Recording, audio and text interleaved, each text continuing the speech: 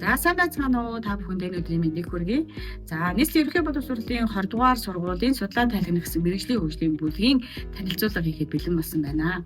За манай мэргэжлийн хөгжлийн бүлэг нь юу вэ гэхээр ахлагын сурагчдад ажил мэргэжлийн чиг болгон баримжаа олгох зорилготой байсан. За энэхүү ахлагын сурагчдад ажил мэргэжлийн чиг баримжаа олгох зорилт нь өөрөө одоо тухайн жилийн сургуулийн болон яамны зорилтонд тусгагдсан байсан. За яагаад энэ сэдвийг сонгох болсон шалтгаан нь юу вэ гэхээр 9-р ангид төгсөөд хүүхдүүд ахлагтай орохдоо хичээл сонголтыг хийдэг.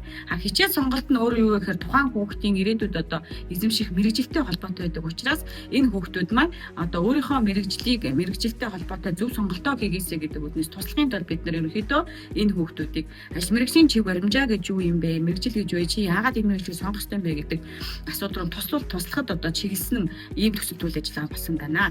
За тэгэхээр манай судалгатгууны суурилсан мэргэжлийн хөгжлийн бүлэгт маань бол нийтдээ нэг 6 багш бол хамтарч ажилласан. Энд юу вэ гэхээр эхний жилдээ ажиллаж байгаа багшоос болон 20 жилдээ ажиллаж байгаа судалгатгуун тус бүрийн өөрийн онцлогтой сонирхлоороо нэгдсэн нэг баг болж ажилласан. Энэ нь юу вэ гэхээр бид нарыг нөгөө өөрийн мэргэжлийн онцлог давуу талаас нөгөө хүүхдүүдэд тусалж дэмжлэг өгөх зөвлөгөө өгөхөд бол айгүй давуу талтай болж исэн.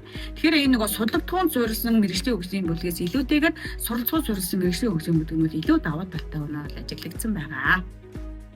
Өмнө дурдсан зорилгын хүрээнд манай мэргэжлийн хөгжлийн бүлэг сурагчдаас 2 төрлийн судалгаа авсан. За энэхүү судалгааны дээр үндэслээд сурагчдад 6 баг болгож хуваасан. За жишээ нь хүнтэй харилцах, хүн техниктэй харилцах гэх мэт баг болгож хуваагаад энэхүү багуудаа багш нар маань хариуцаж ажилласан. За багууд маань өөрсдийнхөө сонирхсан сэдв мэргэжлийн хүрээд мэдээлэл цуглуулад судалгаа хийгээд хоорондоо хэлэлцэж ярилцсан. За тэгээд энэхүү өөрсдийн сурсан мэдсэн зүйлээрээ илтгэл бичээд бусад 10 дугаар ангийн бүлгүүдтэй мэргэжлээ хэрхэн зөв сонгох вэ гэдэг талаар илтгэл тавьсан. За багуудын үйл ажиллагаа танхимын болон танхимын бус гэсэн үйл ажиллагаагаар явагдсан. Танхимын үйл ажиллагааны хэм бол ярилцах, хэлэлцүүлэг, илтгэл тавих гэх мэт. Танхимын бус үйл ажиллагаа нь ажлын байртай бичлэн танилцсан байгаа. Сурагчдыг сонирхлынхаа дагуу баг тавьсан байгаа. Эдгээр багуудыг танхимын бус сургалтаар хэд хэдэн ажлын байруудыг танилцуулсан. За төрийн ордоо орж улсын их хурлын нэгдсэн чуулганы их хуралтай танхимтай танилцуулж ажлын албан тушаалтнууд тэдгээрийн үүрэг танилцуулсан байгаа. За эндээс сурагчид маань мэргэжлийн чиг баримжаа болж авсан. За мөн TML пластик хунцар самны үйлдвэр дээр очиж танилцсан мөн мэргэжилтүүднээс нь зөвлөгөө авч мэргэжлийн чиг баримжаа олж авсан байгаа. За мөн мянганы хөгжлийн сорилтын сан MCS компанитай хамтарсан дулааны цахилгаан станцын барилгын ажил дээр бичлэн очиж танилцаж мөн инженерүүдтэй уулзаж тэндээс мэргэжлийн чиг баримжаа олж авсан байгаа хүүхдүүд маань. За мөн инженерийн шийдэл төсөл шалгаруулах хуралдаанд оролцож Монголын сорб болсон инженерүүдээс мэргэжлийн чиг баримжаа олж авсан байгаа. За мөн хүн урлаг гоо сайхантай харилцах чиглэлийн сурагчид маань анир саунд рекордс дээр очиж хөгжимчид найруулагчтай уулзаж мөн энэ чиглэлийн мэргэжлийн чиг баримжаа олж авсан байна.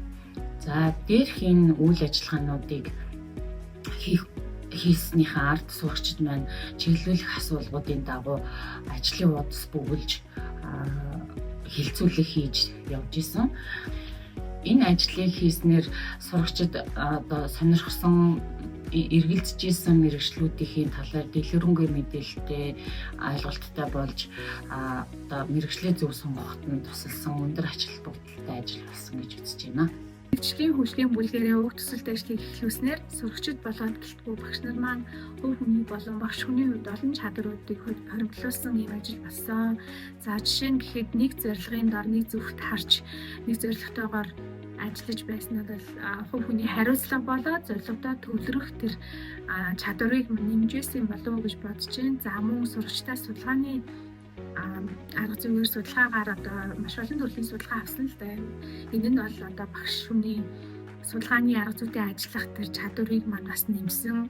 За мөн сурагчдын багийг удирдах явахад бол энэ хүүхдтэй ажиллах арга барил маань бас сайжирч ирсэн. За мөн цаашлаад одоо олон их сурвалжаас ажил мэргэжлийн чиг баримжаатай холбоотой судлах материалуудыг цуглуулж ингэж явахад бол багшийн бүтээлч байдал тэр түүх оролцоо бас нэмэгдэжсэн. За төгсгөлд нь гэж хэлэхэд залуу хүний хувьд маш олон зүйлийг сурч мэдэж авсан ийм ажил болсон. Тэгээд өөрөөрөө болон бусад багийнхаа гишүүдээр бахархаж байна. Маш том ажлын ард гарлаа. Тэгээд бусад багш нартаа уриалж хэлэхэд бол мэргэжлийн хөгжлийн бүлгээ улам илүү төлөвлөгөөтэй ажиллаж олон арга туршлагыг судлаж үр бүтээлтэй үйл ажиллагаануудыг явуулаарай гэж уриалж байна. За ингээд одоо баг болж хамтарч ажиллахад багш нар бид нар тулгымцсан асуудал юу байсан бэ гэхээр бага бүрдүүлэх, мөн багийн уулзалтын цаг товлох, сурагчдын оролцоог хангах гэсэн 3 том асуудлууд тулгарсан. За тэрний нэгдүгээрт нь бага хэрхэн бүрдүүлсэн бэ гэхээр насны төлөөллийн судлагдсан бүрийн багшийг одоо багтаа бүрдүүлээд за ингэж ажилласан нөгөө нэг тухайн асуудал дээр олон төрлийн судлагдхууны зүгээс олон насны хүмүүсийн арга туршлагаас хуваалцаад ихэр ажил маань илүү үр дүнтэй оновчтой болж исэн. Мөн гадаад хэлний болон мэдээлэл технологийн багш нарын оролцоог хамруулснаар илүү олон мэдээллийн их сурвалжаас мэдээллийг авах тохиромжтой байсан гэж үзэж байгаа. Мөн дараагийнх нь юу гэхээр цаг тоглолтын асуудал дээр бол одоо мэдээж 2 ээлжинд ажиллах багш нарыг бол хамруулж уулзалтаа тоглоход хэцүү байсан ч гэсэн 7 хоног бүрийн сургуулийн багшийн хөгжлийн цагийг ашигласан нь илүү үр дүнтэй болсон гэж харагдаж байгаа. Мөн хүүхдийн оролцоог хэрхэн нэмэгдүүлсэн бэ гэхээр энэхүү одоо төсөлт ажлын маань үр дүн ач холбогдол ямар вэ гэдгийг эцэг их болон багш сурагчдаа нэг бүрсэнд танилцуулж ойлгуулснаар энд маань одоо эцэгчүүдийн маань дэмжлэг илүү сайн нэмэгдэж исэн. Мөн улмаар төсөлт ажлын маань үр одоо буюу төгсгөлд нь бол эцэгчүүд бол одоо энэхүү төслийг үргэлжлүүлж явуулахыг хүсэж исэн одоо хүсэлтийг энд дурдахад бол таатай байна. За ингээд манай бүлгийн ажид анхаарал хандуулсан та бүхэндээ баярлалаа.